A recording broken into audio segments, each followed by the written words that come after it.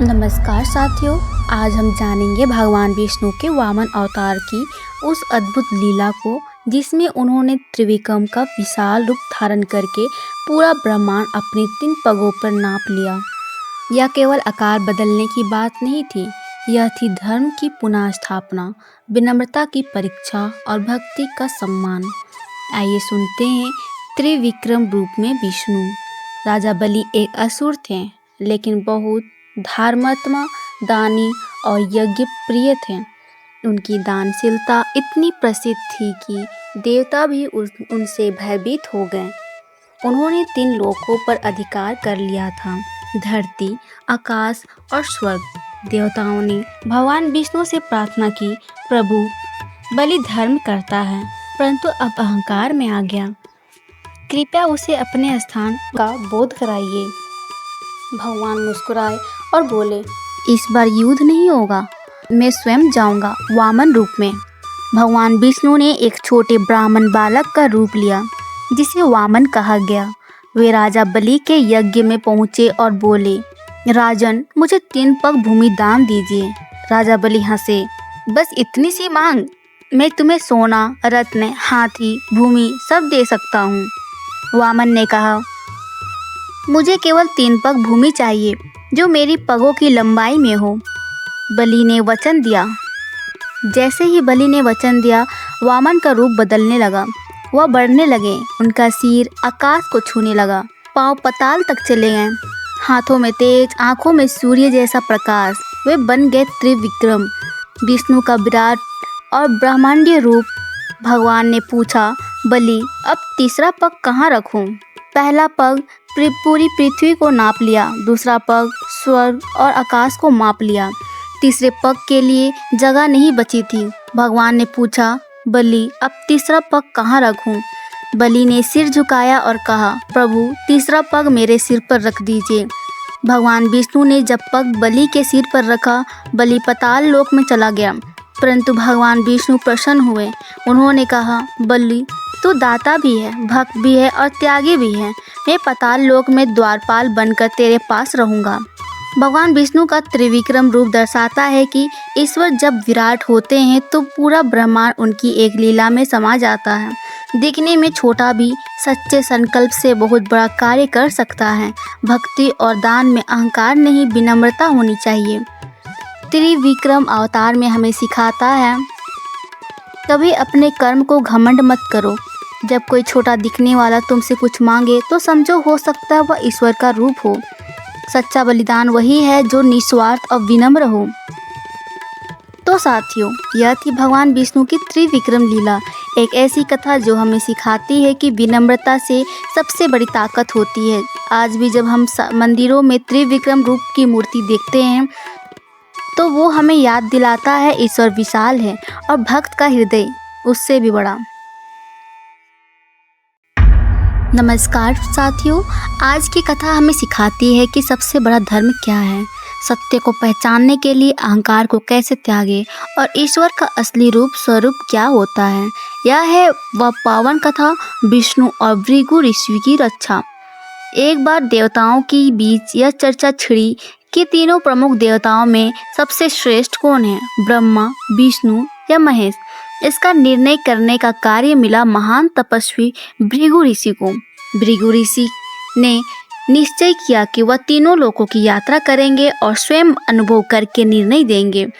सबसे पहले भृगु ऋषि ब्रह्मा लोक पहुँचे। ब्रह्मा जी अपने आसन पर ध्यानमग्न थे। भृगु ऋषि ने नमस्कार नहीं किया। जानबूझकर ब्रह्मा जी को क्रोध आया, पर उन्होंने संयम रखा।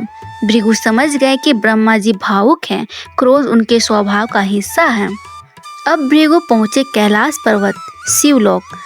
शिव जी प्रेम से गले मिलने आए और भृगु ऋषि ने उन्हें तिरस्कार पूर्वक पीछे कर दिया। शिव जी अत्यंत क्रोधित हो गए। उन्होंने त्रिशूल उठाया, पर माता पार्वती ने उन्हें शांत किया। भृगु बोले, शिव जी में करुणा है, पर वे क्रोध को नियंत्रित नहीं कर पाए।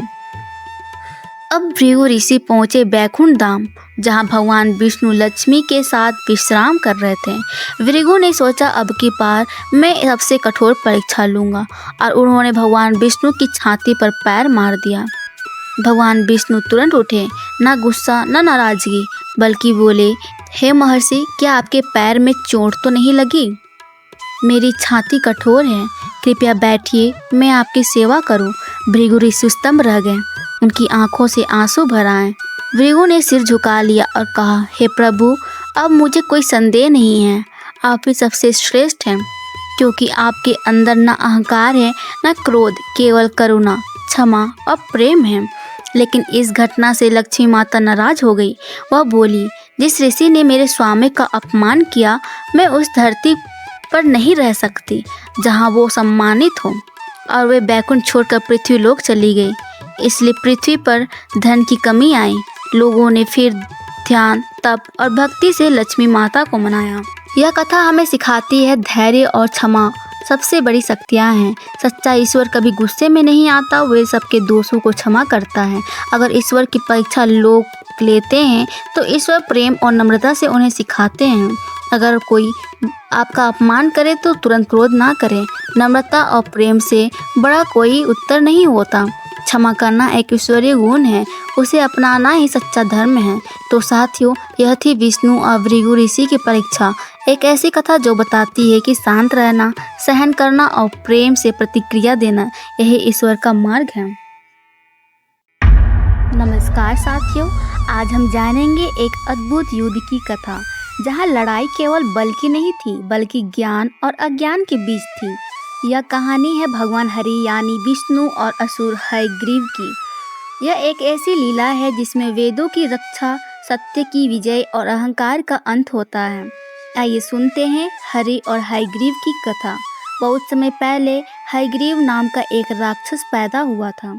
उसके पास अश्व का सिर था और तपस्या कर ब्रह्मा जी से वरदान प्राप्त करता है कि कोई भी देवता, मानव या असुर उसे मार ना सके। परंतु इस वरदान के साथ उसका अहंकार बढ़ गया। वह सोचने लगा, अब मैं अमर हूँ, अब मैं ही सबसे बड़ा हूँ। हयग्रीव का यह पता चला कि वेदों में वो ज्ञान छुपा है जो पूरे ब्रह्मांड को चलाता है। उसने एक रात वेदों की चोरी कर ली और उन्हें गहरे समुद्र में छिपा दिया। देवता घबरा गए, अगर वेद ही नहीं होंगे तो धर्म और सृष्टि कैसे चलेगी। वे भागे भागे भगवान विष्णु के पास पहुँचे। भगवान विष्णु ने सब कुछ सुनकर आंखें बंद की। उनका मन व्याकुल हो उठा। वेद सृष्टि की आत्मा है, उन्हें वापस लाना अनिवार्य है। लेकिन हयग्रीव को मारने का वरदान तो उसे अमर बना चुका था।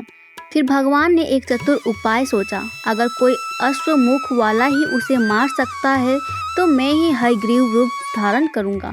भगवान विष्णु ने हयग्रीव का रूप धारण करके, शरीर मानवीय और सिर घोड़े का। उनका तेज असाधारण था। उनकी आंखों में ज्ञान की ज्वाला थी और हाथों में था धर्म का अस्त्र। भगवान विष्णु हयग्रीव रूप में समुद्र की गहराई में पहुँचे। वहाँ उन्होंने देखा हयग्रीव वेदों को अपने पास छिपाए बैठा है। तभी वहाँ शुरू हुआ धर्म और अधर्म का युद्ध, ज्ञान और अज्ञान का संग्राम। दोनों हयग्रीव रूप में थे, परंतु एक था अहंकारी और दूसरा परम ज्ञानी। युद्ध भीषण हुआ और अंत में भगवान विष्णु ने असली हयग्रीव का वध कर दिया। जैसे ही असुर हयग्रीव मारा गया, भगवान विष्णु ने वेदों को पुनः प्राप्त किया। उन्होंने वेदों को ब्रह्मा जी को सौंप दिया। ब्रह्मा जी ने उन्हें फिर से 4 भागों में विभाजित किया, ऋग्वेद, यजुर्वेद, सामवेद और अर्थवेद। ब्रह्मांड फिर से धर्म, ज्ञान और सत्य के पथ पर लौट आया। भगवान विष्णु का यह हयग्रीव अवतार सामान्य नहीं था। यह केवल युद्ध के लिए नहीं था, बल्कि यह दिखाने के लिए था कि कभी कभी बुराई को उसी के रूप में हराना पड़ता है। जहाँ अज्ञान फैलता है वहाँ ज्ञान ही सच बनता है। जहाँ अहंकार बढ़ता है वहाँ नम्रता और सत्य ही अधिकार बनते हैं। यह कथा हमें सिखाती है, कभी भी ज्ञान को छोटा ना समझे। ज्ञान ही ब्रह्मांड का आधार है। अहंकार चाहे कितना भी बड़ा हो, सत्य के आगे वह गिरता ही है। जब कोई भी उपाय ना बचे तो ईश्वर रूप बदल कर भी भक्तों की रक्षा करते हैं। तो साथियों, यह थी हरि और हयग्रीव की कथा। एक ऐसी कथा जो दिखाती है कि ईश्वर केवल शक्ति नहीं बल्कि नीति, चतुराई और प्रेम भी है। यदि आपको यह कथा पसंद आई हो तो कृपया अपनों के साथ साझा करें। विष्णु और लक्ष्मी का पुनः मिलन। जब 2 आत्माएं युगों तक अलग रही हो, जब समय, परिस्थितियाँ और संकट उन्हें दूर कर दे। फिर एक दिन वे मिले तो वह सिर्फ पुनः मिलन नहीं होता, वह हो जाता है एक दिव्य मिलन। यह कहानी है विष्णु और लक्ष्मी के पुनः मिलन की, एक ऐसी प्रेम कथा जो भक्ति, सेवा और धैर्य से भरी हो। देवी लक्ष्मी जो धन, सौंदर्य और समृद्धि की अधिष्ठात्री हो, सदैव भगवान विष्णु की प्रिय रही हो। वो केवल उनकी पत्नी नहीं बल्कि उनकी शक्ति, उनकी प्रेरणा, उनकी अर्धांगिनी है। पर एक ऐसा समय ऐसा भी आया जब लक्ष्मी और विष्णु अलग हो गए। पुरानी कथा है, जब सृष्टि में असंतुलन हुआ, जब देवताओं और असुरों के समुद्र मंथन किया अमृत के लिए। उस मंथन से निकले 14 रत्न, पर सबसे शुभ और दिव्य रत्न था देवी लक्ष्मी। वो कमल पर बैठी थी, हाथों में अमृत कलश और चेहरे पर अपार तेज। देवताओं ने उनसे प्रार्थना की, हे देवी, आप जिसे वरण करेगी वह इस सृष्टि का भाग्यवान होगा। देवी लक्ष्मी की दृष्टि सभी पर गई, इंद्र, ब्रह्मा, शिव, लेकिन उन्होंने भगवान विष्णु का चयन किया। विष्णु जो त्याग, शांति और करुणा के स्वरूप थे, वो जो सृष्टि के पालन करता थे, परंतु जिनके नेत्रों में प्रेम की गहराई भी थी। लक्ष्मी ने वरमाला भगवान विष्णु को पहनाई और फिर हुआ अपना मिलन। कुछ पुराणों के अनुसार एक समय लक्ष्मी जी ने भगवान से रूठकर तीर्थों पर तपस्या करने चली गई। उन्होंने हर युग में सभी पद्या, कभी सीता, कभी पद्मा, कभी सीता, कभी रुक्मणी बनकर श्रीहरि का साथ पुनः पाया। उनका यह बिछड़ना कोई क्रोध नहीं था, बल्कि सृष्टि के लिए अवतार लेने की लीला थी। जब लक्ष्मी सागर में समा गई, भगवान विष्णु ने हर युग में उनका अनुसरण किया। राम रूप में वे जनकपुरी पहुँचे, लक्ष्मी को सीता रूप में पाया। कृष्ण रूप में वह द्वारका पहुँचे, जहाँ लक्ष्मी रुक्मणी बनी। हर युग में एक ही प्रेम, हर जन्म में एक ही आत्मा की तलाश।